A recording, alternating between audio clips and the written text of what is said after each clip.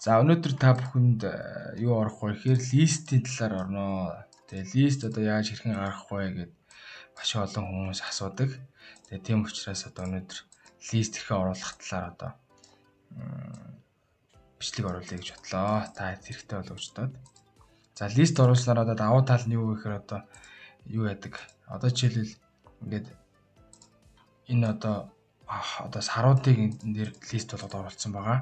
За хэрэг одоо 8 сар гэдэг хүмүүс зарим нь одоо дундаа зай авах ч байд юм уу. За тэгээ бас ардталтаа ингээд ардталтаа зүгээр август энэ төр гэвчингүү ардталтаа зай авсан байдаг.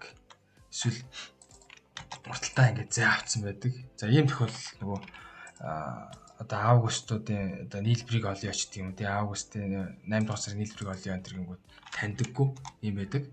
За тэгэхээр одоо яаж энэ листийн талаар листийг оруулах вэ гэхээр одоо та бүхэнд ямар нэгэн сонголт хэрэг болж штэ 2-оос 3 удаа ч юм уу нэлээд зүйлсээ заавал эндээ сонгоно гэсэн лист оруулахын тулд одоо сонголт оруулах юм шаардлагатай үе гардаг штэ. Тэнгүүд энэ листийг ашиглавал илүү тохиромжтой гэсэн үг. За листийг оруулахдаа дата зэснээсээ дата зэснээсээ data validation гэдэг орно. За data validation-ийн эхнийхээ сонгоод list гэж сонгочно. За тэгээ source гэдэг дээр нь энэ одоо сонголтуудаа оруулаад өгч гэсэн. За ингээд окей тачна. За тэнгууд манай энэ үгч гараад ирж байгаа. За тэгээ энэ чинь адилхан юм одоо өнгөтэй болгох юм энэ дээр ногооноос сонгоод цагаан хүчээр сонгоод ингээд сонгоч гэсэн. Ингээд сонгоод болно гэсэн.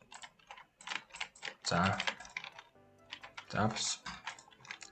За хэрвээ энэ бичлэг маань жаахан таалагдах юм бол одоо та хэд бас хүмүүст хэрэгтэй гэж үзэж байгаа бол бас бусдаа түгээж шеэрлээрээ, лайк дарж бид дурам өөрөө гэж хэлэх байна. За баярлалаа.